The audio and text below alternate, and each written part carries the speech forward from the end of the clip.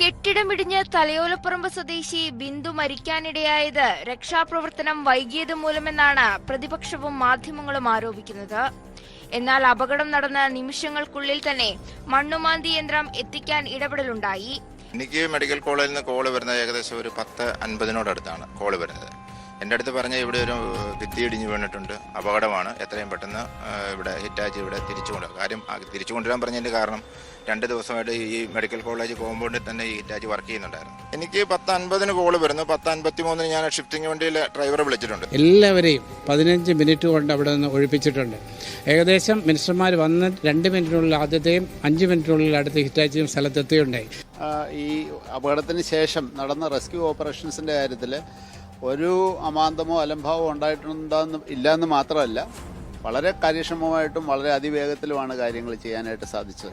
11:15 ആയപ്പോഴത്തേക്കിനും മിനിസ്റ്റേഴ്സും സൂപ്രണ്ടും ഞാനും അവിടെ എത്തി.